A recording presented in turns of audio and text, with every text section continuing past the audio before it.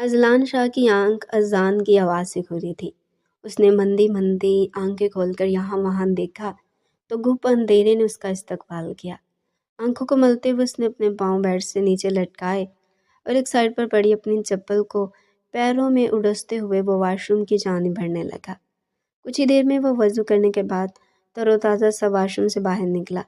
اس کے خوبصورت چہرے سے پانی کی بوندیں اب بھی ٹپک رہی تھی، جن کے باعث اس کا وجیح چہرہ پہلے سے بھی زیادہ وجیح لگ رہا تھا۔ اس کا پچھلا دن بہت ہی پریشان کن گزرا تھا۔ ذاتی زندگی میں اسے مشکلات نے اس قدر الجھایا ہوا تھا کہ وہ بے حد پریشان تھا۔ یہاں تک کہ جس دکان میں وہ کام کرتا تھا وہ دکان بھی آج کل کچھ خاص نہیں چل رہی تھی۔ کل رات وہ اپنے محبوب خدا سے التجا کر کے سویا تھا کہ اس کے ساتھ بہترین کے اسباب پیدا کیے جائیں۔ اسی اثنا میں وہ آج جلدی اٹھ گیا تھا۔ وہ فجر کی نماز کی ادائیگی کے لیے وہ اب اپنے کمرے سے باہر نکل رہا تھا۔ کچھ ہی دیر میں وہ سیڑھیوں سے اترتا ہوا دکھائی دیا۔ سیڑھیاں اترتے ہوئے اس کی نظر اچانک سے ایک بوری نما چیز پر پڑی۔ اس نے حیرت سے وہاں موجود اس بوری کو دیکھا۔ حیران کن بات یہ نہیں تھی کہ وہاں پر بوری کیسے آئی، حیران کن بات یہ تھی کہ اس بوری میں ایک عورت موجود تھی۔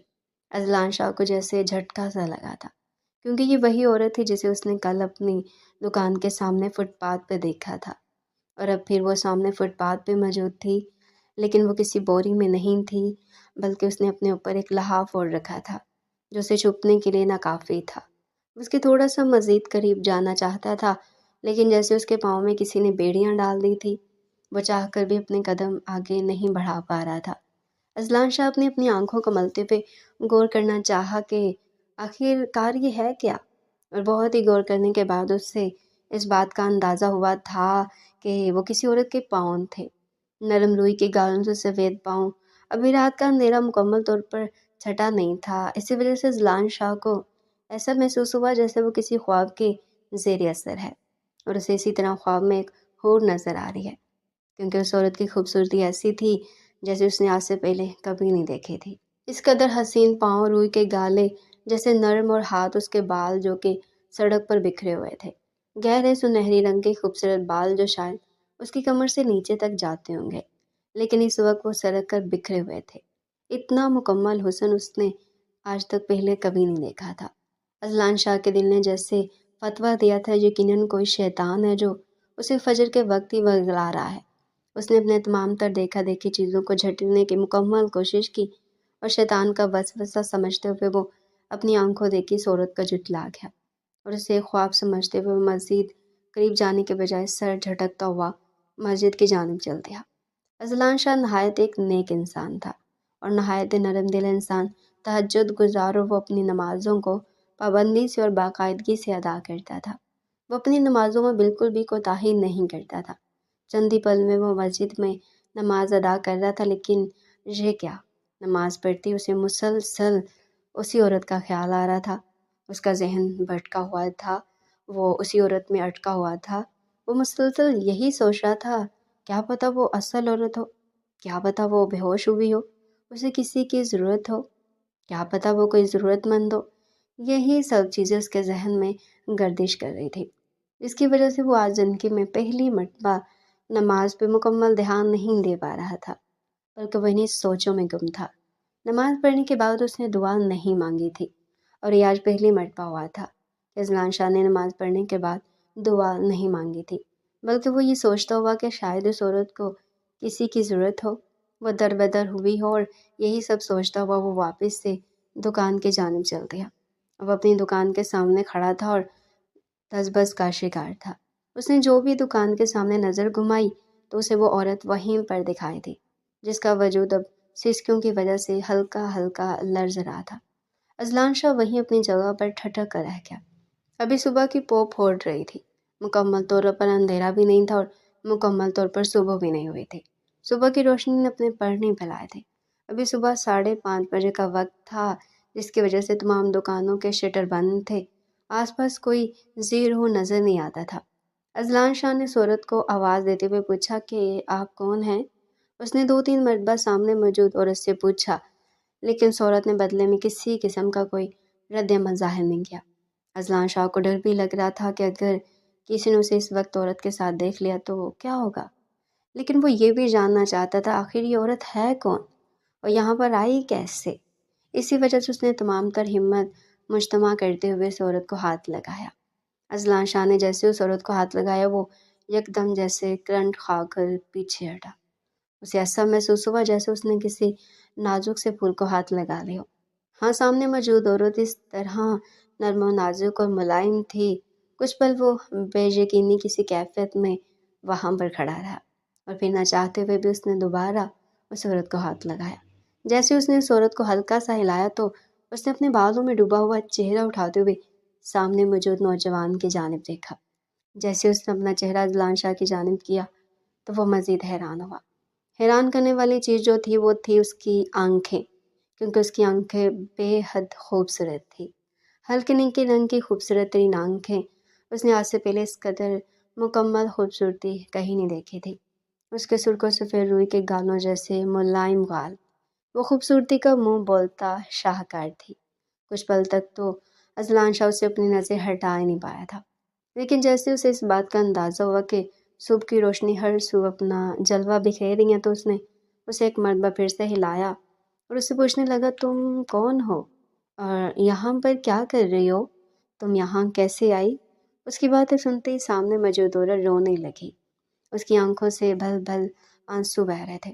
اس کی خوبصورت جھیل سی نیلی آنکھوں سے آنسو بہتے ایک الگ ہی منظر پیش کر رہے تھے۔ لیکن جو ہی اذلان شاہ کی نظریں اس کے ہونٹوں پر پڑی تو وہ دھک سے رہ گیا، کیونکہ اس کے ہونٹ ایک کنارے سے پھٹے ہوئے تھے اور ان سے خون رس رہا تھا۔ اس کے ہونٹوں کی جانب دیکھتے ہوئے اذلان شاہ نے پھر اس کا مکمل طور پر جو ہی معائنہ کیا، اسے سر سے پاؤں تک دیکھا تو وہ ایک مرتبہ پھر حیرت میں غوطہ زن ہوا، کیونکہ وہ موجود سامنے عورت بے حد خستہ حال تھی اور شکستہ حال لگ رہی تھی۔ ایسا لگ رہا تھا جیسے اس معصوم سی لڑکی پر بے تحاشا ظلم و ستم کیا گیا ہو۔ اذلان شاہ نے اس کی ڈیر ہوتی حالت دیکھتے ہوئے اسے کہا کہ تم میرے ساتھ اندر چلو، اب بھی تمہاری حالت کافی نازک لگ رہی ہے، میں تمہیں پانی وغیرہ پلاتا ہوں۔ اس کے بعد تم مجھے بتانا کہ تمہارے ساتھ کیا ہوا ہے اور تم کہاں سے آئی ہو۔ وہ لڑکی، اس کی عمر تقریباً 25 سال تھی۔ اذلان شاہ اس وقت یہی اندازہ لگا پایا تھا۔ جیسے ہی وہ لڑکی کھڑی ہوئی تو اس کے ارد گرد سے موجود چادر ایک جانب کو ڈھلک گئی۔ جیسے دیکھتے ہی اذلان شاہ کو حیرت نے ایک مرتبہ پھر سے آن گھیرا۔ اس کے کپڑوں کو دیکھتے ہوئے اسے بے حد حیرانگی ہوئی تھی، کیونکہ جو کپڑے اس وقت اس نے پہن رکھے تھے وہ کوئی غریب خاندان کی لڑکی افورڈ نہیں کر سکتی تھی۔ وہ نہایت ہی خوبصورت اور ڈیزائنر قسم کے کپڑے تھے۔ اس لڑکی کے سر سے جو بھی دوپٹہ ڈھلکا تو اس کے گلے میں خوبصورت سی ایک چین تھی، جبکہ اس میں موجود ہیرے کا لاکر دیکھ کر تو اذلان شاہ کی آنکھیں حیرت سے پھٹی کی پھٹی رہ گئی۔ وہ شاید نہیں یقیناً دعوے سے کہہ سکتا یہ لڑکی کسی امیر خاندان سے تعلق رکھتی ہے۔ اس کے پاؤں میں موجود جوتا بے حد خوبصورت اور نفیس تھا۔ اس کا جوتا ہزاروں کے تعداد میں شمار ہوتا تھا۔ یقیناً وہ جوتا بھی بے حد خوبصورت ہونے کے ساتھ ساتھ مہنگا بھی تھا۔ اذلان شاہ کو حیرت کے ساتھ ساتھ پریشانی بھی ہونے لگی۔ وہ اس قدر خوبصورت اور حسین لڑکی تھی اور اتنے اعلیٰ خاندان سے تعلق رکھتی تھی، یہ اس کا رکھ رکھاؤ دیکھ کر ہی پتہ لگ رہا تھا۔ اگر وہ اذلان شاہ کے بجائے کسی اور کو مل جاتی تو نہ جانے وہ اس معصوم لڑکی کا کیا حال کرتی۔ ایک مرتبہ یہ سوچتے اذلان شاہ کا دل دھک سے رہ گیا۔ تمام سوچوں کو جھڑتے ہوئے اذلان شاہ نے آہستگی سے اپنے پیچھے آنے کا اشارہ کیا اور دکان کا شٹر اٹھاتے ہوئے اسے اپنے ساتھ دکان کے اندر لے آیا۔ وہاں پر موجود ایک چھوٹے سے میز پر اسے بٹھایا اور اس کے لیے پانی لینے چلا گیا۔ کچھ ہی دیر بعد جب وہ واپس آیا تو اس کے ہاتھ میں پانی کی ایک بوتل تھی۔ یہ پانی کی بوتل اس نے دکان میں رکھے ایک فریزر سے نکالی۔ اس وقت گلاس وہاں پر موجود نہیں تھا، اسی وجہ سے اس نے وہ بوتل اس لڑکی کے ہاتھ میں تھما دی اور اسے اشارہ کیا کہ وہ اس پانی کو پی لے۔ لڑکی نے ڈرتے ڈرتے اسے پانی کی بوتل لی اور گھٹا گھٹ ایک ہی گھونٹ میں تمام پانی پی گئی اور بوتل خالی کر دی۔ یہ دیکھ کر اذلان شاہ کو بے تحاشا حیرت ہوئی اور اسے اس لڑکی پر ترس بھی آیا۔ نہ جانے وہ کب کی پیاسی تھی، وہ ایک ہی گھونٹ میں سارا پانی پی گئی۔ اذلان شاہ نے پاس پڑا ایک چھوٹا سا اسٹول کھینچا اور اس کے سامنے بیٹھ گیا۔ اب وہ اسے پوچھ رہا تھا، تم یہاں پر کیسے پہنچی اور ایسا بھی کیا ہو گیا تھا تمہیں رات کے اس پہر گھر سے باہر نکلنا پڑا؟ تمہارے کپڑے اور جوتوں اور زیورات کو دیکھتے ہوئے واضح محسوس ہوتا ہے کہ تم کسی اعلیٰ خاندان سے منسوب ہو، تو تم یہاں پر کیا کر رہی ہو؟ اذلان شاہ نے نہایت نرم لہجے میں اس سے سوال کیا۔ وہ اسے کسی بھی طرح سے ڈرانا نہیں چاہتا تھا۔ وہ چاہتا تھا وہ نہایت ہی ریلیکس انداز میں اسے بات کرے تاکہ سامنے موجود لڑکی اپنا تمام مسئلہ اس کے سامنے بیان کر سکے۔ اذلان شاہ کی خوبصورت اور نرم لہجے کو سنتے ہوئے وہ لڑکی تھوڑا سا مسمرائز ہوتی اور اسے بولنے کو ڈھارس ملی۔ پھر اس نے اپنی بات کہنا شروع کی۔ اس نے بتانا شروع کیا، میں اپنے چچا چچی کے پاس رہتی تھی۔ میرے والدین بچپن میں ہی فوت ہو گئے تھے۔ میں ایک امیر خاندان سے تعلق رکھتی ہوں۔ میرے والدین میرے لیے بہت سی پراپرٹی چھوڑ کر گئے تھے جو میرے 25 سال کے ہونے کے بعد میرے نام ہوتی، اور آج میری سالگرہ تھی اور آج میں 25 سال کی ہو گئی ہوں، لیکن میرے چچا چاچی نہیں چاہتے تھے وہ تمام پراپرٹی مجھے ملے۔ اسی وجہ سے انہوں نے میرے 25 کے ہونے کے بعد تمام کاغذات پر میرے دستخط کروا لی اور ساری پراپرٹی اپنے نام کروا لی، اور مجھ پر ایک نہایت گھٹیا الزام لگا کر مجھے گھر سے نکال دیا۔ میں نے بہت منتیں کی، ترلے کیے کہ مجھے پراپرٹی نہیں چاہیے، لیکن مہربانی کر کے مجھے گھر سے مت نکالیے۔ میں جوان لڑکی رات کے اس پہر کہاں جاؤں گی؟ لیکن میرے چچا چاچی نے میری ایک بات نہیں مانی اور کہا کہ اگر میں نے ان کی بات نہیں مانی، میں یہ گھر چھوڑ کر نہیں گئی تو وہ مجھے کسی کوٹھے پر بیچ دیں گے۔ یہ بات سنتے میرے پیروں تلے سے زمین نکل گئی اور میں نہ چاہتے ہوئے بھی ان کی بات مان گئی۔ انہوں نے مجھ پر ذرا بھی ترس نہیں کھایا اور مجھے گھر سے نکال دیا۔ میں بہت زیادہ ڈر گئی تھی اور اسی وجہ سے میں وہاں سے بھاگ نکلی۔ بھاگتے بھاگتے میں یہاں تک پہنچ گئی، لیکن یہاں تک آتی میرا سانس بری طرح سے پھول گیا تھا۔ مجھ میں مزید چلنے کی سکت باقی نہیں رہی اور میں یہیں فٹ پاتھ پر ڈھیر ہو گئی۔ اپنی بات کہتے ہوئے وہ لڑکی پھوٹ پھوٹ کر رونے لگی۔ اذلان شاہ کو تمام باتیں سننے کے بعد بے تحاشا دکھ نے آن گھیرا۔ وہ کبھی سوچ بھی نہیں سکتا تھا آج کے دور میں اس طرح کے لوگ بھی موجود ہیں جو محض پراپرٹی کے لیے اپنی سگی بھتیجی کو گھر سے نکال دیں۔ اذلان شاہ کو اس معصوم لڑکی پر بے تحاشا ترس آیا۔ اس کی حالت بہت زیادہ خراب تھی۔ اذلان شاہ نے اسے تسلی دیتے ہوئے کہا، تم فکر مت کرو، میں تمہارے رہنے کا کچھ نہ کچھ انتظام کر دوں گا۔ اسے دیکھتے ہوئے اسے ایک مرتبہ پھر سے خیال آیا۔ اس نے لڑکی سے پوچھا، کیا تم نے کچھ کھایا ہے؟ تو اس نے فوراً سے نفی میں سر ہلایا۔ اذلان شاہ نے اسے کہا، میں تمہارے کھانے کے لیے کچھ لاتا ہوں، مجھے تمہاری طبیعت کافی خراب لگ رہی ہے۔ اس سے پہلے کہ اذلان شاہ وہاں سے جاتا، اس لڑکی نے ڈر کے مارے اسے واپس سے روک لیا اور کہنے لگی، مجھے کچھ نہیں کھانا، مجھے بھوک نہیں ہے، بس مجھے کسی محفوظ جگہ پر پہنچا دو، میں بہت زیادہ ڈر چکی ہوں۔ میں تو یہ سوچ کر پریشان ہو رہی ہوں، اگر مجھے تم جیسا فرشتہ صرف انسان نہ ملتا، اگر میں کسی غلط لوگوں کے ہاتھوں میں پڑ جاتی تو نہ جانے وہ لوگ میرا کیا حال کرتے، اس لیے مہربانی کر کے تم مجھے کسی محفوظ جگہ پہنچا دو، وہ روتے ہوئے کہہ رہی تھی۔ اس کا رونا نہ جانے کیوں اذلان شاہ کو عجیب و غریب سی کیفیت میں مبتلا کر رہا تھا۔ اس لڑکی کو روتے ہوئے نہیں دیکھ سکتا تھا۔ نہ جانے یہ کیسے احساسات تھے جو اس وقت محسوس کر رہا تھا۔ شاید ہمدردی تھی جو اسے اس لڑکی سے محسوس ہو رہی تھی۔ اذلان شاہ نے اسے کہا کہ میرے پاس تو ابھی کوئی محفوظ پناہ گاہ نہیں ہے اور نہ ہی کوئی سواری ہے جس پر میں تمہیں کہیں چھوڑ آؤں، اور نہ ہی میں کسی جگہ کو جانتا ہوں جہاں میں تمہیں چھوڑ سکوں۔ اذلان شاہ اپنی زندگی میں شاید پہلی مرتبہ بے بس محسوس کر رہا تھا۔ اس لڑکی نے دوبارہ سے کہنا شروع کیا۔ وہ کہنے لگی کہ ٹھیک ہے تو تم مجھے میرے گھر میں جگہ دے دو، میں وعدہ کرتی ہوں میں تمہیں بالکل بھی تنگ نہیں کروں گی، بس ایک کونے میں پڑی رہوں گی۔ میں بالکل بھی ویسی لڑکی نہیں ہوں جیسا میرا چچا چاچی مجھے سمجھ رہے تھے۔ اذلان شاہ کو اس کی یہ بات بہت بری لگی۔ وہ اسے اپنے کردار کی صفائی دے رہی تھی، لیکن نہ جانے کیوں اذلان شاہ کو یہ بات بالکل اچھی نہیں لگی تھی۔ اسی وجہ سے اس نے فوراً سے ٹوک دیا اور کہنے لگا کہ تمہیں مجھے میرے کردار کی صفائی دینے کی بالکل بھی ضرورت نہیں ہے، میں تم پر یقین کرتا ہوں۔ نہ جانے کس احساس کے تحت اس نے یہ بات کہی تھی، لیکن وہ لڑکی اپنی چچی کے کیے گئے ظلم کو یاد کرتے ہوئے ایک مرتبہ پھر سے رو دی۔ اذلان شاہ کو اس لڑکی کا رونا بہت برا لگ رہا تھا۔ اس وجہ سے اس نے بات بدل دی اور کہنے لگا، سب سے پہلے تو تمہارا کچھ نہ کچھ کھانا بہت زیادہ ضروری ہے، میں تمہارے لیے کچھ کھانے کو لے کر آتا ہوں۔ صبح کی روشنی اپنے پر پھیلا چکی تھی اور صبح کا سورج اندھیرے کو ڈھانپتے ہوئے ہر جگہ کو روشنی کے جالوں سے روشناس کروا چکا تھا۔ اذلان شاہ نے اس لڑکی کو چپ کروانے کے لیے کہا کہ میں تمہارے لیے کچھ کھانے کو لے کر آتا ہوں، یہ نہ ہو کہ تم پھر سے بے ہوش ہو جاؤ تو میں تمہیں کہاں اٹھاتا پھروں گا۔ اسی وجہ سے تم اب رونا بند کرو، جو ہونا تھا وہ ہو چکا ہے، اب ہمیں آگے کے بارے میں سوچنا چاہیے۔ یہ سب کہتے اذلان شاہ اپنی دکان سے باہر کی جانب بڑھ گیا۔ باہر ہر سو روشنی بکھر چکی تھی۔ دکان کے شٹر جو کچھ دیر پہلے تک بند تھے اب وہ تمام شٹر کھل چکے تھے लोग अपने अपने کاروبار میں مگن ہو چکے تھے۔ اذلان شاہ اسی طرح ایک چائے والی دکان پر گیا اور وہاں سے ایک چائے کا کپ لیا اور اس کے ساتھ وہاں پر موجود ایک کریانے کی دکان پر گیا اور وہاں سے اس نے چند بسکٹ خریدے۔ وہاں پر موجود تمام دکاندار ایک دوسرے کو بہت اچھے طریقے سے جانتے تھے اور اذلان شاہ اپنی دریا دلی اور نیک دلی کی وجہ سے ان تمام دکانداروں کا یونین لیڈر تھا۔ اسے یوں ہڑبڑاتے ہوئے دیکھ کر ایک دکاندار نے کہا، کیا بات ہے میاں، آج تو تم بہت جلدی میں لگتے ہو۔ یہ سنتے اذلان شاہ کے ہاتھ پاؤں جس سے کانپنے لگے۔ وہ یقیناً اس لڑکی کی وجہ سے ڈر گیا تھا۔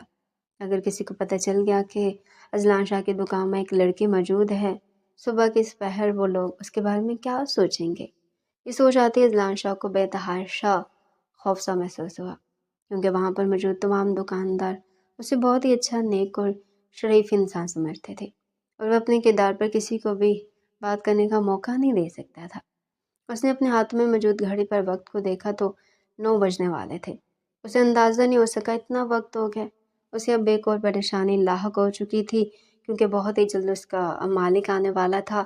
اس دکان میں کام کرتا تھا اور وہاں پر تیسرا ایسا ممبر تھا جس پر دکان کا مالک بے تحاشا اعتبار کرتا تھا۔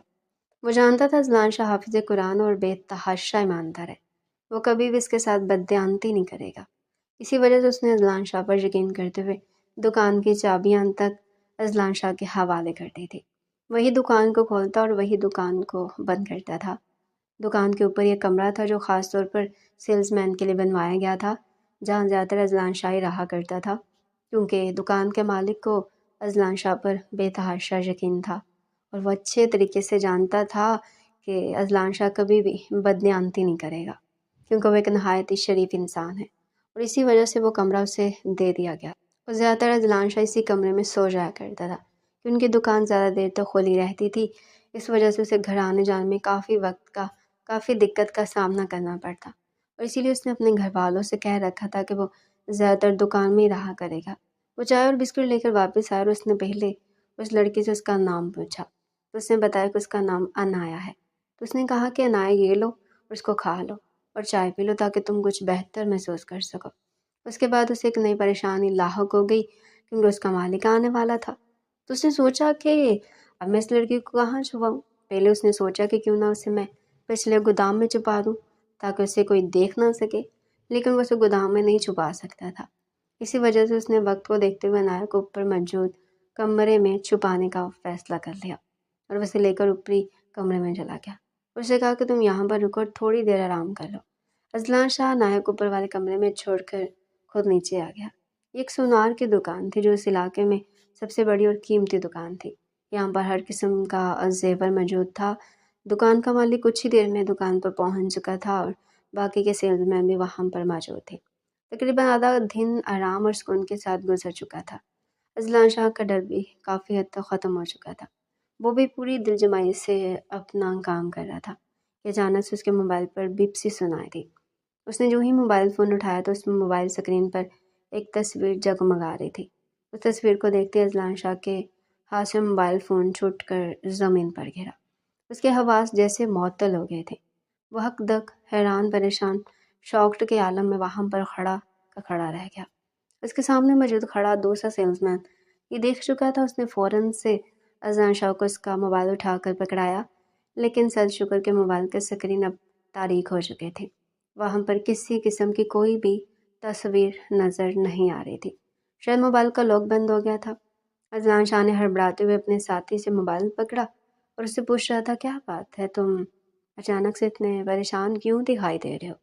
اذلان شاہ نے اپنی حواسوں کو قابو میں رکھتے ہوئے اپنے آپ کو نارمل رکھنے کی کوشش کی اور چہرے پر دھیمی سی مسکراہٹ سجاتے ہوئے اپنے ساتھی سے کہا کہ کچھ نہیں، میں نے بس موبائل پر کچھ عجیب و غریب تصاویر دیکھ لی تھی، اسی وجہ سے میں تھوڑا سا پریشان ہو گیا تھا کہ آج کے دور میں بھی کیا چل رہا ہے۔ اس کے ساتھ اس کی وضاحت پر مطمئن نظر آ رہا تھا اور پھر وہ اپنے کام کی طرف متوجہ ہو گیا تھا، جبکہ اذلان شاہ نے ڈھیر سارا اشتعال اپنے اندر دبایا تھا۔ وہ اب بے حد پریشان تھا، لیکن اسے بھرم رکھنا آتا تھا۔ اسی وجہ سے گردن کڑی کیے وہ اپنے کام میں مصروف نظر آنے لگا۔ وقت آہستہ آہستہ گزرتا جا رہا تھا۔ وہ عصر کی نماز پڑھنے کے لیے مسجد میں گیا، لیکن جب وہ واپس آیا تو اس کا مالک اس سے عجیب و غریب نظروں سے دیکھ رہا تھا۔ اذلان شاہ کو کسی گڑبڑ کا احساس ہوا تو اس نے अपने मालिक से पूछा कि क्या बात है, आप मुझे इस तरह से क्यों देख रहे हैं। इससे पहले कि वो मज़ीद कुछ बोलता, उसके मालिक जो कि उसके सगे चचा थे, उन्होंने मोबाइल को अजलान शाह के सामने किया। अजलान शाह मोबाइल में चमकती तस्वीर को देखते हुए एक मरतबा फिर से हैरान रह गया। वो हड़बड़ी में नमाज की तरफ जाते हुए अपना मोबाइल दुकान पर भी छोड़ गया था और मोबाइल उसके चचा के हाथ लग चुका था। अजलान शाह एक नहायत ही अमीर घराने से ताल्लुक़ रखता था। अपनी पढ़ाई मुकम्मल करने के बाद उसने अपने ख़ानदानी कारोबार को संभालना चाहा, लेकिन उसके लिए उसे कुछ वक्त का तजुर्बा दरकार था। इसी वजह से उसने अपने चचा की दुकान पर काम करना शुरू कर दिया, क्योंकि दुकान को चलाते हुए वो एक अच्छा और कामयाब बिजनेसमैन बन सकता था। उनका अपना हीरो का कारोबार था और ये उसके चचा की एक सुनार की दुकान थी। वो यहाँ पर कैशियर के तौर पर काम कर रहा था और उसके साथ साथ वो हीरो के मामले में भी तमाम मालूमात हासिल कर रहा था। अजलान शाह एक नहायत खूबसूरत, खूबसूरत और बावकार नौजवान था, जिसकी उम्र इस वक्त 28 साल थी। वो एक नहायत ही खुश शक्ल इंसान था और नहायत ही नेक दिल भी। इसी वजह से उसके चचों को इस बात पर यकीन नहीं आ रहा था, जबकि जिस लड़के ने वो तस्वीर भेजी थी उसने वाज़ेह तौर पर यह मैसेज किया था कि उसने वो लड़की ऊपर वाले कमरे में छुपा रखी है। उसके चचों को इस बात पर यकीन नहीं आया था। इस वजह से वो अजलान शाह से तफ्तीशी अंदाज में पूछ रहे थे कि क्या ये बात सच है। अपने चचा की बात सुनते हुए अजलान शाह घबरा गया था और इसी घबराहट में उसके मुंह से निकल गया कि ये लड़की उसकी बीवी है। ये बात सुनते वहाँ पर मौजूद तमाम लोगों ने उसे हैरानकुन नज़र से देखा। वो खुद भी नहीं जानता था ये वो इतना बड़ा झूठ कैसे बोल सकता है, लेकिन अब तो वो झूठ बोल चुका था। उसने अपने चचा से कहा कि मैंने अपने वालिदैन से छुप कर इस लड़की से निकाह किया है। उसके चचा ने तमाम दूसरे सेल्समैन को छुट्टी दे दी और अजलान शाह के लिए ऊपर वाले कमरे की जाने बढ़ गया और उसने इस लड़की से पूछा कि अब वाकई में तुम दोनों का निकाह हो चुका है। तो लड़की ने अजलान शाह को हैरानकुन नज़र से देखा। उसने इशारे से उसे हाँ बोलने को कहा तो न चारों न चार लड़की ने भी इस बात में सर हिला दिया। उसके चचा के साथ एक और लड़का भी आया था जो वहाँ पर सेल्समैन था। अचानक उसने पूछा कि तुम्हारा निकाहनामा कहाँ है। तो अजलान शाह एक मरतबा फिर से गड़बड़ा गया। तो उसने कहा कि अभी तो हमारा ज़ुबानी निकाह हुआ है, अगर आपको इस बात पर यकीन नहीं है तो आप हमारा कागजी निकाह भी करवा दें। वो खुद नहीं जानता था वो एक गैर लड़की के लिए इतना बड़ा कदम कैसे उठा सकता है, लेकिन अब तो जो भी था वो कर चुका था। उस लड़की को और उसकी इज्जत को बचाने के लिए इतना बड़ा कदम उठा चुका था। अजलान शाह के चचा अजलान शाह को बचपन से जानते थे, अच्छे तरीके से जानते थे कि अजलान शाह कोई भी काम बिला वजह नहीं किया करता। इसी वजह से उन्होंने शफ़क़त का मुज़ाहरा करते हुए अजलान शाह के कंधे को थपका और कहा कि मैं तुम्हारे जज्बात को समझ सकता हूँ। बहुत अच्छा किया कि तुमने गुनाह का रास्ता अपनाने के बजाय तुमने हलाल तरीका अपनाया और अपनी मोहब्बत को अपने नाम करवा लिया। मैं बहुत खुश हूँ कि तुमने हराम काम नहीं किया बल्कि लड़की से निकाह किया है और ये कोई गुनाह नहीं है। उसके चचा ने कहा कि तुम अपने वालिदैन को इस बारे में बता दो, तुम बिल्कुल भी फ़िक्र मत करो, मैं खुद उनसे बात करूँगा। ये बात सुनते इन दोनों को ज़ोरदार झटका लगा था, क्योंकि उनका निकाह तो हुआ ही नहीं था।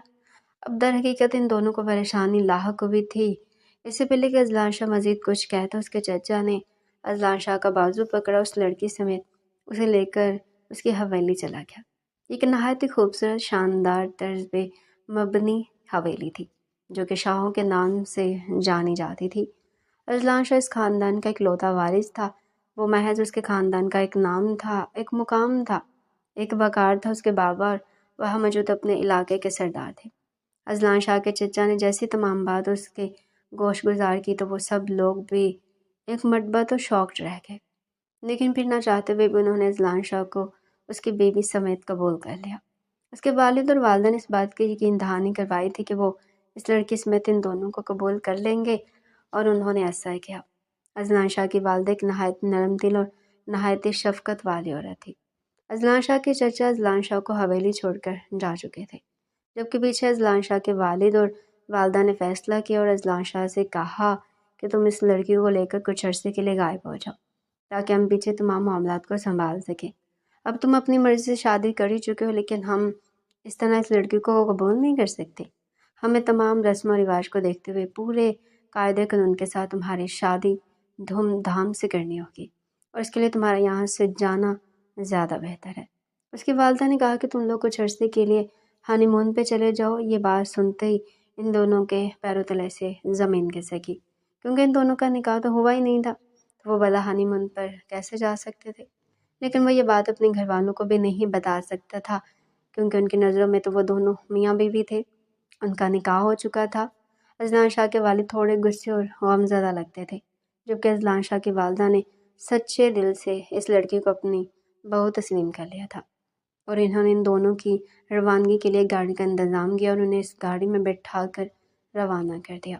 ان کی طرف سے وہ دونوں ہنی مون پر جا رہے تھے، لیکن حقیقت سے سب لوگ ناواقف تھے۔ گاڑی میں بیٹھتے ہی گاڑی اپنی منزل کی جانب روا دوا تھی۔ کچھ دیر خاموشی کے نظر ہو گئے۔ اذلان شاہ خود ڈرائیونگ کر رہا تھا۔ دو لوگوں کے ہونے کے باوجود گاڑی میں سناٹا چھایا ہوا تھا۔ کچھ دیر تک گاڑی میں خاموشی چھائی رہی اور پھر اذلان شاہ نے گلا کھنگارتے ہوئے بات کا آغاز کیا۔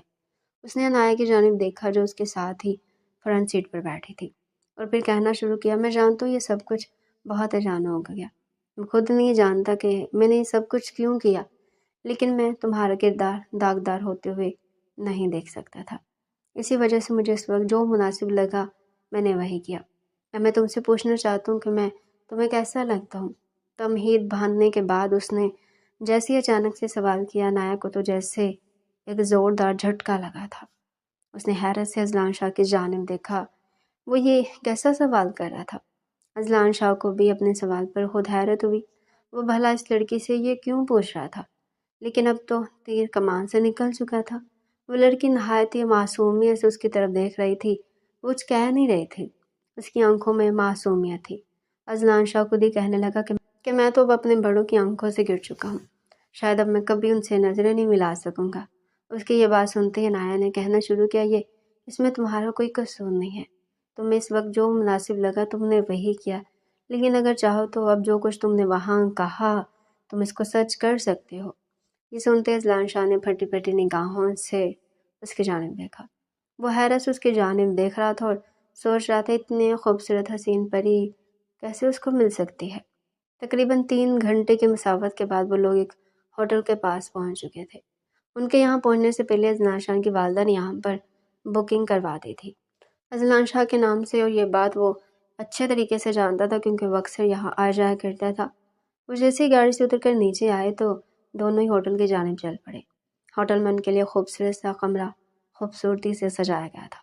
یہ ہوٹل کا سب سے بڑا، وسیع اور خوبصورت کمرہ تھا۔ اذلان شاہ اکثر یہاں آیا کرتا تھا، اور جب بھی وہ یہاں آیا کرتا تھا تو وہ اسی کمرے کو اپنے لیے بک کرواتا تھا۔ جتنے دن وہ یہاں رہتا تھا وہ اسی کمرے میں رہتا تھا۔ اذلان شاہ اور عنایہ کمرے میں داخل ہوئے تو پھولوں کی برسات نے ان کا ویلکم کیا۔ وہ دونوں باری باری فریش ہونے چلے گئے اور کچھ ہی دیر میں وہ دونوں ہلکے پھلکے لباس میں ملبوس تھے۔ عنایہ نے ہلکے سبز رنگ کی شرٹ پہن رکھی تھی، جبکہ نیچے سفید رنگ کا کھلا ٹراؤزر، اور اس کے اوپر اس نے سفید رنگ کا دوپٹہ لے رکھا تھا جس میں اس کا دودھیا رنگ واضح ہو رہا تھا۔ وہ بے تحاشا خوبصورت لگ رہی تھی۔ اذلان شاہ کے لیے اسے نظر ملانا تک مشکل ہو گیا تھا۔ وہ دونوں ایک دوسرے سے نظریں نہیں ملا پا رہے تھے۔ بنا نکاح کے ایک ہی کمرے میں رہنا یہ ان دونوں کو بہت عجیب لگ رہا تھا۔ اذلان شاہ نے کمرے میری مغرب کی نماز ادا کی۔ نماز ادا کرنے کے بعد وہ آہستگی سے ایک کاغذ پر بیٹھ گیا۔ اس نے عنایہ کو مخاطب کیا اور اسے کہنے لگا کہ میں نہیں جانتا میں نے کس طرح یہ تمام باتیں کی اور کس طرح سب کے سامنے یہ کہہ دیا کہ میں تم سے نکاح کر چکا ہوں۔ میں خود نہیں جانتا تمہیں کیسا محسوس ہوا ہوگا، لیکن ایک بات جو ہے نا وہ یہ ہے کہ تم میری زندگی میں بہت ہی مبارک ثابت ہوئی ہو، کیونکہ میں اپنے والدین سے ناراض تھا اور اس وجہ سے میں اپنے چچا کی دکان پہ کام کر رہا تھا، لیکن اب میں اپنے والدین سے صلح کر سکتا ہوں۔ اس کا وسیلہ بھی تم بنی۔ عنایہ چپ چاپ اس کی تمام باتیں سن رہی تھی۔ وہ نہایت ہی معصوم لڑکی تھی، خوبصورت اور بے تحاشا معصوم۔ اس نے نہایت ہی معصومیت سے اذلان شاہ کی طرف دیکھا اور پھر بولنا شروع کیا، میں نہیں جانتی تم نے یہ سب کچھ کیوں کیا ہے اور جس وجہ سے کیا ہے۔ میں نہیں چاہتی ہوں کہ اب یہ سب سچ ہو جائے۔ تم مجھے کسی مسجد میں لے جاؤ اور ہم وہاں جا کر چھپ کر نکاح کر لیتے ہیں، کیونکہ میں جانتی ہوں تم مجھ سے یہ بات چھپانا چاہ رہے ہو کہ تمہارے والے نے تمہارے پیچھے کچھ جاسوس چھوڑے ہیں، اور اگر انہیں یہ معلوم ہو گیا ہمارا نکاح نہیں ہوا تو یقیناً تمہارے والدین کے سامنے تمہاری بہت بے عزتی ہوگی، اور میں ایسا نہیں چاہتی۔ یہ تمام باتیں کرتے ہوئے اس کے چہرے پر معصومیت تھی، جبکہ آنکھوں میں عجیب سی چمک دکھائی دے رہی تھی۔ اذلان شاہ نے عنایہ کی تمام بات سنتے ہوئے کہا کہ میں بھی یہی چاہتا ہوں کہ ہم دونوں چھپ کر نکاح کر لیں، لیکن اس سے پہلے میں تمہاری رضامندی چاہتا تھا کہ تم ایسا چاہتی بھی ہو یا نہیں، لیکن اب جب تم خود یہ بات کر رہی ہو تو میرے خیال سے ابھی ہم نکاح کر لینا چاہیے۔ تو عنایہ نہایت ہی آزکی سے اس کے ساتھ صوفے پر بیٹھ گئی اور اپنا سر اس کے کندھے پر رکھ دیا اور کہنے لگی، تم جیسا ہم سفر ملتا کسی ہے، اور میں تو اتنی خوش قسمت ہوں کہ مجھے سڑک پر بیٹھے بیٹھے تم جیسا شہزادہ مل گیا، مجھے اور کیا چاہیے ہوگا۔ اذلان شاہ عنایہ کی تمام بات سن کر بے تحاشا خوش ہو گیا اور دل ہی دل میں اس کی قربت کے بارے میں سوچتے ہوئے اذلان شاہ کے دل میں جیسے کلیاں سی پھوٹنے لگی تھی۔ اس نے آج سے پہلے اس قدر خوشی کبھی محسوس نہیں کی تھی جتنی آج ہو رہی تھی۔ کچھ ہی دیر میں وہ چھپتے چھپاتے مسجد تک پہنچ چکے تھے۔ اذلان شاہ یہاں وہاں نظر گھما کر دیکھ رہا تھا کہیں کوئی ان کا پیچھا تو نہیں کر رہا، اور پھر چند ہی پل میں وہ مسجد میں موجود تھے۔ اس نے وہاں پر موجود بڑے مولوی کو تمام صورتحال سے آگاہ کر دیا، ان سے کہا کہ میں تو اس لڑکی کو جانتا تک نہیں، لیکن بقول اس کے یہ اپنی چچی کے ظلم سے بچ کر یہاں آئی تھی، اور آپ ہمارے خاندان کے روایات سے تو واقف ہی ہوں گے۔ میں خود بہت عزت دار گھرانے سے تعلق رکھتا ہوں، اور اسی وجہ سے میں نے اپنے والد کے رعب اور ان سے بچنے کے لیے یہ جھوٹ بول دیا، لیکن اب میں جھوٹ کو سچ کرنا چاہتا ہوں۔ میں واقعی میں اس لڑکی سے نکاح کرنا چاہتا ہوں۔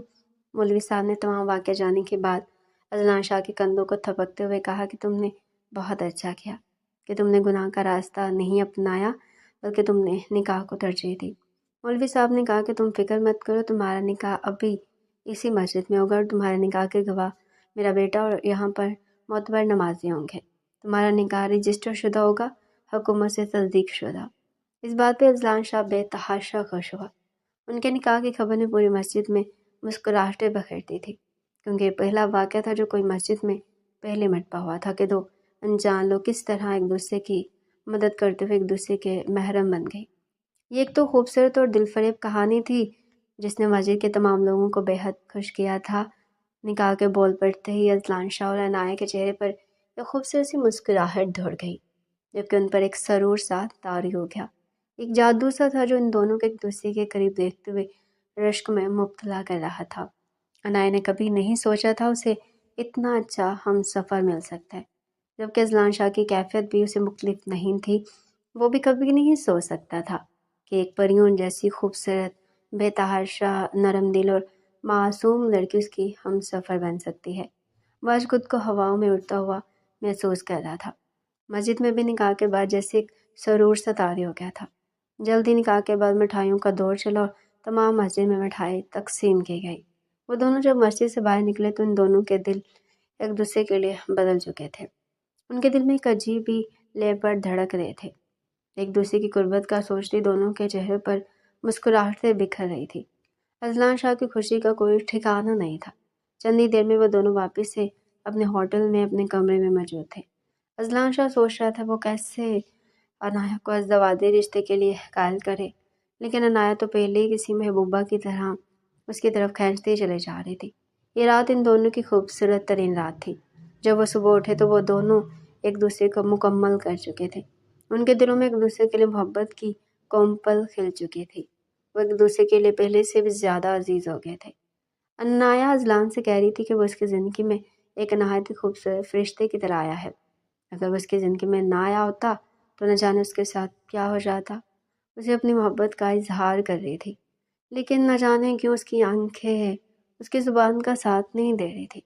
اس کی آنکھوں میں ایک عجیب سی ویرانی تھی، وہ جیسے کسی خواب کسی کیفیت میں یہ تمام باتیں کر رہی تھی۔ اس کا لہجہ اس کے احساسات کا ساتھ نہیں دے رہا تھا۔ اذلان شاہ نے طے کر لیا تھا وہ دوسرے نوابزادوں کی طرح اپنی بیوی کو کبھی نہیں چھوڑے گا، کیونکہ اس نے ایسے بہت سے نوابزادے دیکھ رکھے تھے جن کی شادیاں اسی طرح ہوتی تھی، مسجدوں میں جن کا انجام بہت برا ہوتا تھا۔ وہ نواب زیادہ وقتی جوش اور شوق کی خاطر شادی تو کر لیتے تھے، لیکن بہت ہی جلد کسی استعمال شدہ چیز کی طرح اپنی بیویوں کو خود سے دور کر دیا کرتے تھے۔ لیکن اس نے طے کر لیا تھا وہ اپنی بیوی کا بہت زیادہ خیال رکھے گا اور عمر بھر اسے اپنے ساتھ رکھے گا۔ اس نے سوچ لیا تھا وہ اپنی بیوی کی زندگی کو جنت بنا دے گا۔ تقریباً 2 راتیں وہ راتیں اور دن گزارنے کے بعد وہ لوگ واپس سے حویلی جانے کی تیاری کر رہے تھے۔ عنایہ جیسے ہوٹل سے باہر نکلی تو اس کے چہرے پر عجیب سا خوف کا سایہ لہرا رہا تھا۔ اذلان شاہ نے جلدی عنایہ کے اندر ہوتی ہی تبدیلیاں بھانپ لی تھی، اور وہ مسلسل اس سے پوچھ رہا تھا کہ کیا بات ہے، تم کسی وجہ سے پریشان ہو؟ اذلان شاہ اس سے بات کر رہا تھا لیکن वो जाने कौन सी सोचों में गुम थी। उसने 2-3 मरतबा उसका नाम पुकारा और फिर उसे हाथ से हिलाया। उसके हिलाने पर नाया को जैसे होश आया था। उसे पूछने लगी अब क्या कर रहे थे, तो उस पर अज़लान शाह ने उसकी गायब दिमागी को नोट किया लेकिन कुछ कहा नहीं, और फिर वो अपने अल्फाज वापस से दोहराने लगा। तो नाया उसके जवाब में कहने लगी, मैं यहाँ गुज़ारे लम्हात को बहुत ज़्यादा याद करूँगी। मैं आपकी बहुत ज़्यादा शुक्रगुज़ार होंगी कि शादी के फ़ौरन बाद आप मुझे इतनी खूबसूरत जगह पर लाएँ। अपनी बातें याद करते हुए नाया ने अज़लान शाह के दिल से तो जैसे सारे अंदेशे दूर कर दिए थे, लेकिन उसकी खुद की आंखों और चेहरे पर अब भी वैसे खौफ के साए लहरा रहे थे। जैसे वो गाड़ी में बैठी तो अनाया के हाथ पांव जैसे ठंडे पड़ने लगे थे। अज़लान शाह की नज़र जैसी अनाया पर पड़ी तो उसके हाथ पांव को देखते हुए अज़लान ने उसका हाथ अपने हाथों में लेकर दबाया और उससे पूछने लगा, क्या बात है अनाया, क्या तुम्हें किसी चीज़ की परेशानी है या कोई तुम्हें तंग कर रहा है? तुम्हारे हाथ पांव इस तरह ठंडे क्यों पड़ रहे हैं? उसकी बात को सुनते ही अनाया की रीढ़ की हड्डी में सनसनाहट सी दौड़ गई और उसने अज़लान शाह की आंखों में देखते हुए कमाल महारत से झूठ बोला कि नहीं, मुझे तो कोई तंग नहीं कर रहा, आपकी कसम ऐसी कोई बात नहीं है। बस मुझे इसी बात का खौफ है कि कहीं किसी दिन आप मुझे छोड़ ना दें। अनाया की ये बात सुनते ही अज़लान शाह के चेहरे पर नरम गरम सी मुस्कुराहट दौड़ गई। उसने आहिस्तगी से अनाया को अपने गले से लगाया और कहना शुरू किया कि तुम इस बात की फ़िक्र मत करो, मैं तुम्हें ज़िंदगी के किसी भी मौका पर कभी नहीं छोड़ूंगा, चाहे हालात जैसे भी क्यों ना हो। लेकिन तुम मुझ पर यकीन रखो, मैं तुम्हें छोड़ने के बारे में सोच भी नहीं सकता। मैं तुम जैसी हसीन परी को छोड़कर और किसके पास जाऊंगा। मुझे तुम्हारे साथ ही वो दुनिया खूबसूरत लगती है। तुम तो मेरी ज़िंदगी में किसी नेमत की तरह शामिल कर दी गई हो। तुम्हारे मेरी ज़िंदगी में आने के बाद ही मुझे दुनिया की तमाम नेमतें मिलना शुरू हो गई हैं। मेरे वालिदैन मुझसे इतने अरसे से नाराज़ थे और मैं भी उनसे नाराज़ था। जाने मैं कब तक इस दुकान पर काम करता रहता, लेकिन अब तुम्हारी वजह से मेरे और मेरे वालिदैन के ताल्लुकात पहले से बेहतर होने लगे हैं। तो तुम खुद सोचो, मैं इतनी खूबसूरत नेमत को कैसे छोड़ सकता हूँ? तुम्हें तो तोहफ़े के तौर पर अल्लाह ताला ने मुझे दिया है। मैं भला अल्लाह ताला के दिए गए तोहफ़े को कैसे ठुकरा सकता हूँ? अज़लान शाह अपनी बातों से उसे मिसमराइज़ कर गया था। अपनी तमाम बातों से अज़लान शाह ने नाया के तमाम डर और खौफ को ख़त्म कर दिया था। जल्दी वो दोनों हवेली में मौजूद थे। तकरीबन रात के 8 बजे का वक्त था। हवेली में दाखिल होते ही अनाया अपने कमरे में कहीं गुम हो गई थी। अपने वालिदैन से मिलने के बाद अज़लान शाह भी अपने कमरे की जानिब चल दिया, लेकिन जैसे उसने कमरे के दरवाजे के लॉक पर हाथ रखा और उसे खोलने की कोशिश की तो वो अपनी कोशिश में नाकाम रहा, क्योंकि दरवाज़ा अंदर से बंद था। उसने दरवाजे को खटखटाया लेकिन अंदर से किसी किस्म का जवाब ना पाकर अब कि वो वाकई परेशान हो गया।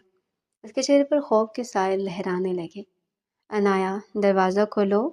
उसने एक मरतबा फिर कोशिश की। वो जल्दी दरवाजे की चाबी ले आया और उसे दरवाजे के लॉक में घुमाते हुए जैसे उसने दरवाज़ा खोला तो सामने का मंजर देखकर अज़लान शाह के औसान खता हो गए। वो कभी सोच भी नहीं सकता था नाया ऐसा भी कुछ कर सकती है। अनाया बेड के साथ दीवार से लगे अपने दोनों हाथ हवा में मोल्ले किए पिस्टल की तान दरवाजे की जानिब की खड़ी थी।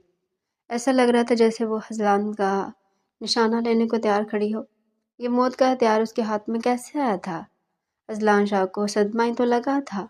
वो इतनी मासूम दिखाई देती थी कि उसने आज तक शायद ही कभी किसी चूंटी की भी जान ली हो। लेकिन अज़लान शाह की खुशफ़हमी इस वक्त ख़त्म नहीं हुई जब उसने अज़लान शाह को यकीन दिलाने के लिए एक हवाई फायर किया। अज़लान शाह अब तक साकत खड़ा उसकी हरकत पर बेयकीन था। वो बेयकीनी से सामने खड़ी लड़की को देख रहा था। अभी वो कुछ कहता उसे नाया की आवाज़ सुनाई दी, अगर तुमने वो नहीं किया जो मैं चाहती हूँ तो मैं तुम्हें अभी के अभी यहाँ खड़े खड़े शूट कर दूँगी। अज़लान शाह को तो जैसे उसके अल्फाज तीर के माने सीधा दिल पर चुभे थे। उसने बेयकीनी से नाया को देखा, तुम मेरी जान लेने की बात कर रही हो? उसने तोड़ तोड़ कर अल्फाज को अदा किया। अज़लान शाह किसी हारे हुए जवारी की तरह आहिस्ता आहिस्ता उसकी जानिब बढ़ने लगा और वहाँ उससे कुछ फासले पर पड़े सोफे पर एकदम से बैठ गया। उसे अब तक यकीन नहीं आ रहा था उसकी मासूम सी बीवी उसके साथ ऐसा भी कर सकती है। एकदम ठाक की आवाज़ सुनने के बाद घर के बाकी मुकीम भी फ़ौरन भागते हुए अज़लान के कमरे की जानिब बढ़े। अब सब लोग उसके कमरे के बाहर खड़े थे। अज़लान शाह की वालदा आयशा शाह अनाया को गन पकड़े देख हैरान रह गई और वो चीखते हुए अपने बेटे की जानिब बढ़ी اور فوراً اس کے قریب بیٹھتے ہوئے اسے اپنے سینے سے لگا لیا۔ یہ بہو کیا کر رہی ہیں؟ کیا مانگ رہی ہے تم اذلان؟ عائشہ شاہ سے بے حد پریشان ہو چکی تھی۔ انہوں نے اذلان سے دھیمی آواز میں کہا کہ میں نے تو تم سے پہلے ہی کہا تھا کہ اس طرح راہ چلتی لڑکیوں سے شادی نہیں کرنی چاہیے، لیکن تم نے میری ایک بات نہیں مانی۔ تمہیں خدا ترسی کا شوق چڑھا تھا نا، تم نے خود کو ایک نئی مصیبت میں ڈال دیا۔ آخر یہ لڑکی ہے کون اور یہ چاہتی کیا ہے؟ ہمیں کیا پتا؟ اسے کسی دشمن نے ہمارے پاس بھیجا ہو۔ اذلان شاہ کو اپنی بات کی کئی باتیں یاد آنے لگی تھی۔ جس وقت اس کی ماں نے اسے روانہ کیا تھا وہ بخوبی جانتی تھی کہ ابھی دونوں کا نکاح نہیں ہوا، اور اذلان کی ماں عائشہ نے اذلان شاہ کو منع کیا تھا کہ وہ اس لڑکی سے شادی نہ کرے، وہ اس لڑکی کو بچانے کے لیے کوئی راستہ اختیار کر لے۔ لیکن اذلان شاہ نے کہا کہ نہیں، میں ایسا نہیں کروں گا، میں اس لڑکی سے محبت کرنے لگا ہوں، اسی وجہ سے میں اس سے شادی کر کے ہی رہوں گا۔ مجھے تم سے کچھ نہیں چاہیے، مجھے صرف اور صرف تم سے طلاق چاہیے، ابھی اور اسی وقت۔ مجھے میرے حق مہر کے نام پر بھی پھوٹی کوڑی نہیں چاہیے، مجھے بس ابھی اور اسی وقت اس نام نہاد رشتے سے آزاد کر دو، ورنہ میں ابھی اور اسی وقت تمہیں گولی مار دوں گی۔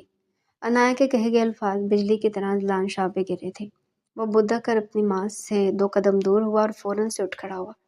بے یقینی تھی۔ اذلان شاہ کے لیے یقین کرنا مشکل تھا کہ یہ وہی عنایہ ہے، اس کی بیوی جو کچھ دن پہلے اس کی باہوں میں سکون تلاش کرتی تھی، اس کی قربت میں سکون تلاش کرتی رہی، اور وہ اسے جان چھڑوانے کی بات کر رہی تھی۔ اس سے پہلے کہ وہ کچھ بولتا، اذلان شاہ کی ماں فوراً سے بول اٹھی، بیٹا میری ممتا کا امتحان مت لے، اگر اس لڑکی کی خوشی طلاق میں ہے تو ابھی کے ابھی 3 لفظ بول اور اسے جان چھڑوا، میں تجھے کھونا نہیں چاہتی۔ وہ روتے ہوئے اذلان شاہ کو جھنجھوڑتے ہوئے کہہ رہی تھی، اگر تو نے ابھی اور اسی وقت اس لڑکی کو طلاق نہیں دی تو میں ابھی اور اسی وقت اپنی جان دے دوں گی۔ وہ کہتی ہے عنایہ کی جانب بڑھی، جس کے تیور پہلے ہی بے حد خطرناک لگ رہے تھے۔ اس سے پہلے کہ اس کی ماں یا اس کی بیوی کوئی قدم اٹھاتی، اذلان شاہ نے لمحے کے 1000ویں حصے میں فیصلہ کیا تھا، اور اس نے بلند آواز میں وہ 3 جملے ادا کر دیے جو اس کے دل کو چیر کر رکھے تھے۔ میں اذلان شاہ اپنے پورے ہوش و حواس میں عنایہ کو طلاق دیتا ہوں، طلاق دیتا ہوں، طلاق دیتا ہوں۔ الفاظ ادا ہونے کی دیر تھی کہ کمرے میں ایک عجیب سا سناٹا سا چھا گیا۔ عنایہ کے ہاتھوں میں موجود گن آہستگی سے نیچے گرتی چلی گئی، اور وہ خود بھی آہستہ آہستہ دیوار کے ساتھ لگتی نیچے بیٹھتی چلی گئی، اور خود بھی اس وقت شوٹ کی کیفیت میں مبتلا تھی۔ اس نے آؤ دیکھا نہ تو وہ اذلان شاہ کو تیکھی نظر سے دیکھتے ہوئے اس کے قریب سے نکلتی چلی گئی۔ اذلان شاہ اپنی ماں کی گرفت میں تھا، اس لیے ان کو روکنے کے لیے کچھ نہ کر سکا۔ روتی ہوئی عنایہ جلدی حویلی کی دہلیز پار کر گئی۔ اذلان شاہ دیکھنا چاہتا تھا وہ کہاں جائے گی رات کے اس پہر، وہ کہاں جا سکتی ہے؟ اذلان شاہ خود سے سوچنے لگا، ماتوں کو تو رو رو کر برا حال ہو چکا تھا، شکر ہے میرے بیٹے کی جان بچ گئی۔ میرا لال، میری لال، میری جان، میں تجھے کھونے کے بارے میں سوچ بھی نہیں سکتی۔ دیکھا یہ عورت کیا کرنے چلی تھی؟ خدا کے لیے بیٹے اب اس کا پیچھا مت کرنا، اچھا ہوا کہ تمہاری زندگی سے چلی گئی۔ اگر وہ تمہیں خوش رکھتی تو قسم کھا کر کہتی ہوں کہ مجھے اس سے کوئی مسئلہ نہیں تھا، میں تو تمہاری خوشی میں خوش تھی بیٹا، لیکن دیکھو اس نے کیا کیا۔ اذلان شاہ بس سوچتا ہی جا رہا تھا، اس کا دماغ معاف ہو رہا تھا۔ اپنی اماں کو سمجھنے بجھانے کے بعد وہ خود چھت پر چلایا تھا۔ وہ تو بس ان ساری پچھلی یادوں اور باتوں کو سمیٹ کر کسی نقطے پر پہنچنا چاہتا تھا کہ آخر عنایہ اس سے کیوں ملی، شادی کے بعد اس کے بھاگنے کی کیا وجوہات تھی؟ ایسا تو نہیں ہو سکتا کہ عورت کی آنکھیں جھوٹ بولے۔ وہ قسم کھا کر کہہ سکتا تھا عنایہ بھی اس کے عشق میں پاگل ہو چکی تھی، اور جیسی محبت اس کی آنکھوں سے چھلکی تھی آج تک اس نے کسی کے لیے، کسی کے لہجے میں، کسی کی آنکھوں میں محسوس نہیں کی تھی۔ پھر اذلان شاہ کا غرور کیسے ٹوٹ سکتا تھا؟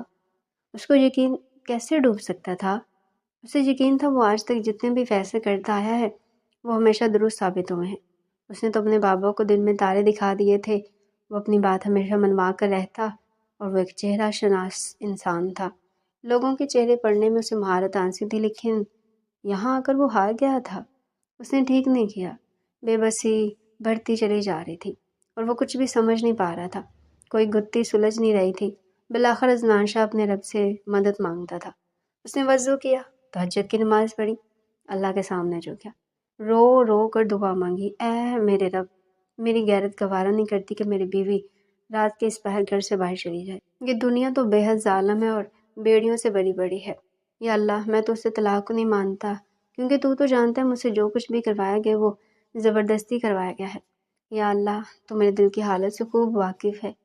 یا اللہ میری مدد کر۔ تہجد سے لے کر فجر تک، اذان ہونے تک اذلان شاہ جائے نماز پر ہی بیٹھا رہا تھا۔ جب بھی وہ اللہ سے دعا مانگتا تھا تو اللہ تعالیٰ اس کو سیدھا راستہ دکھائی دیتے تھے، اور آج بھی وہ سیدھے راہ کی تلاش میں مسجد کی جانب بھاگا تھا۔ مولوی صاحب کو وہ تمام بات بتانا چاہتا تھا، اسی وجہ سے وہ فوراً مولوی صاحب سے بات کرنا چاہتا تھا۔ اس نے تمام بات مولوی کے گوش گزار کی، اور مولوی نے اس کی بات سنتے ہی سر اس بات میں ہلایا اور کہنے لگے، بیٹا میں خود اس طلاق کو نہیں مانتا۔ یہ طلاق نہیں، یہ تو زبردستی میں کہلوائی گئی طلاق ہے، اور ایسے طلاق واقعہ نہیں ہوتی جب تک کہ انسان کی نیت نہ ہو۔ جانتے ایسے موقع پر اگر کوئی تم سے قرآن پر ہاتھ رکھوا کر بھی کوئی بات منوائے تو وہ قسم نہیں مانی جائے گی، وہ بھی تب جب انسان کو جان کا خطرہ ہو، تب وہ کوئی بھی بات نہیں مانی جا سکتی۔ مولوی صاحب نہایت رسانیت سے اس کو سمجھا رہے تھے۔ مولوی صاحب کی بات سنتے ہی اذلان شاہ کے تو جیسے خوشی کا کوئی ٹھکانہ نہیں رہا، کیونکہ اسے طلاق دینے کے باوجود بھی یہ طلاق تو واقعی نہیں ہوئی تھی۔ اس کے دل میں جیسے کلیاں سی پھر کرنے لگی، لیکن ایک پریشانی پھر سے لاحق ہوئی کہ وہ اس کو اب کہاں ڈھونڈے گا، کیونکہ وہ تو عنایہ کا گھر بھی نہیں جانتا تھا کہ وہ کہاں سے تعلق رکھتی ہے، کہاں اس کا گھر ہے۔ اس نے خود کو خود ہی تسلی دی کہ جب اللہ تعالیٰ مجھے یہاں تک راستہ دکھا سکتا ہے تو آگے بھی وہی مجھ کو راستہ دکھائے گا۔ وہ مطمئن ہو کر اپنی دکان پر چلا گیا تھا۔ آج دکان پر وہ ایک ملازم کی حیثیت سے نہیں، ایک مالک کی حیثیت سے آیا تھا۔ حاجی صاحب سے مل کر اس نے ان کا شکر ادا کیا، اور کچھ ہی دیر میں وہ جوس لینے کے لیے دکان سے باہر نکلا تھا۔ ابھی وہ جوس لینے کے لیے آگے بڑھتا کہ اس نے ایک دکان پر عنایہ کے قد کار جیسی ایک لڑکی کو دیکھا۔ وہی حلیہ، وہ فوراً اس جانب متوجہ ہوا۔ اس نے جیسے ہی غور سے سامنے دیکھا تو وہ کوئی اور نہیں، اس کی عنایہ ہی تھی۔ اس کے پیروں میں بجلی سی رفتار آگی، وہ تقریباً دوڑتا ہوا اس تک پہنچا تھا۔ اس سے پہلے کہ عنایہ اس کو دیکھ کر وہاں سے بھاگتی، وہ تقریباً بھاگتے ہوئے اس تک پہنچا اور اس کا بازو پکڑتے ہوئے اسے اپنی گاڑی کی جانب دیکھ کہنے لگا۔ وہ فوراً اسے گاڑی میں بٹھا چکا تھا۔ اب وہ گاڑی میں بیٹھا اس سے پوچھ رہا تھا کہ کل جو تم نے حرکت کی ہے، تمہیں کیا لگتا ہے کہ اس سب کے بعد میں تمہارا شوہر نہیں رہوں گا؟ تو یہ تمہاری خام خیالی ہے، میں اب بھی تمہارا شوہر ہوں۔ اور مجھے یہ بتاؤ تم کہاں چلی گئی تھی؟ کل تو تم نے جو کچھ کرنا تھا کر چکی ہو، ڈرا دھمکا کر تم میرے ساتھ یہ سب کچھ کر چکی ہو، لیکن اب میں ایسا کچھ نہیں ہونے دوں گا۔ میں تمہیں خود سے دور کبھی نہیں جانے دوں گا۔ اس سے پہلے وہ مزید کچھ بولتا عنایہ بول پڑی، خدا کے واسطے مجھے یہاں سے جانے دو، میں نے کچھ بھی جان بوجھ کر نہیں کیا، میرا اس میں کوئی قصور نہیں ہے۔ اذلان شاہ کو اس کی بات سن کر تب بھی تو چڑھی تھی۔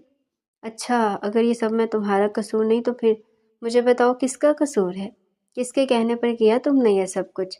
تم نے میری محبت کو مذاق سمجھا، میرے جذبات کا مذاق اڑایا ہے۔ مجھے ابھی فوراً اس انسان کا نام بتاؤ جس کے کہنے پر تم نے یہ سب کچھ کیا ہے، اور یقین مانو میں اس انسان کو زندہ زمین میں گاڑ دوں گا۔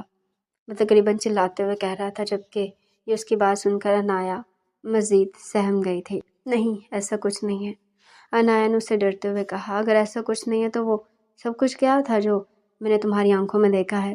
جھوٹ مت بولو، میں تمہاری آنکھوں میں اپنے لیے محبت دیکھ چکا ہوں۔ نہیں پلیز ایسا مت کہیں، آپ اس طلاق کو نہیں مانتے، لیکن حقیقت یہ طلاق ہو چکی ہے، میں کوئی کھلونا تو نہیں ہوں۔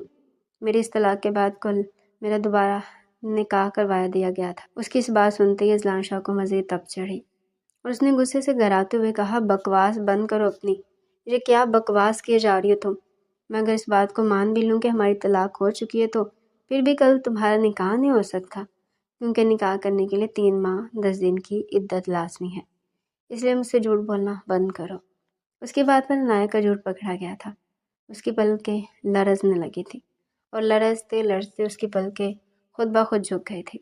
مجھے بیوقوف بنانے کی کوشش مت کرو، مجھے فٹافٹ سے اس انسان کا نام بتاؤ جس نے تمہیں اس سب کے لیے مجبور کیا تھا۔ عنایہ اس کے سامنے بھیگی بلی بنی شیشے کے ساتھ چپک چکی تھی، کیونکہ وہ جانتی تھی وہ نہایت طاقتور انسان ہے اور وہ اس کا مقابلہ نہیں کر سکتی، اسی لیے وہ چپ چاپ اس کی تمام باتیں سنتی تھی، اپنے دماغ کی نہیں سنی اور اپنے دفاع میں ایک لفظ بھی نہیں کہا۔ جب وہ بول کر چپ ہوا تو عنایہ نے کہنا شروع کیا، پلیز مجھے معاف کر دے، میں نے آپ کے ساتھ بہت غلط کیا ہے۔ اس کی یہ بات سنتے ہی اذلان شاہ نے اچنبھے سے اس کی جانب دیکھا، اسے پوچھنے لگا، مجھے بتاؤ کیا غلط کیا ہے تم نے میرے ساتھ اور کس کے کہنے پر کیا ہے؟ اس کی یہ بات سن کر نایا نے اس سے کہا کہ پلیز آپ یہاں سے چلے جائیں، یہاں پر بہت خطرہ ہے۔ اسے اپنی طرف سے ڈرانے لگی تھی، لیکن اذلان شاہ کا جواب سن کر وہ خود بھی حیران رہ گئی۔ میں کسی مائی کے لال سے نہیں ڈرتا، میں تمہارا شوہر ہوں اور تمہاری اپنی حفاظت کرنا بخوبی جانتا ہوں۔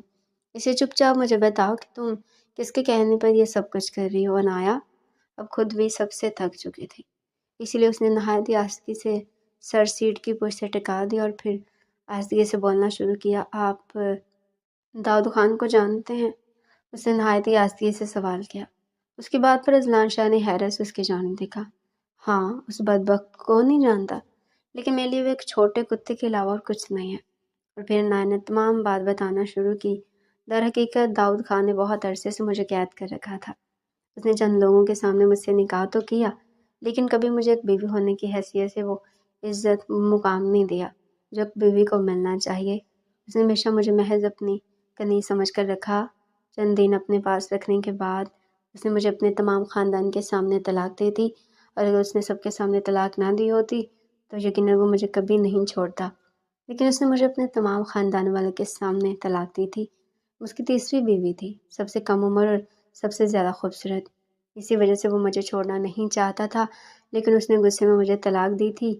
وہ مجھے کسی بھی قیمت پر چھوڑنا نہیں چاہتا تھا، اسی وجہ سے اس نے مجھ سے کہا، بلکہ مجھے ڈرایا دھمکایا، مجھ سے کہا کہ تم کسی اور مرد سے نکاح کرو گی اور اسے طلاق لینے کے بعد میں تم سے دوبارہ نکاح کروں گا۔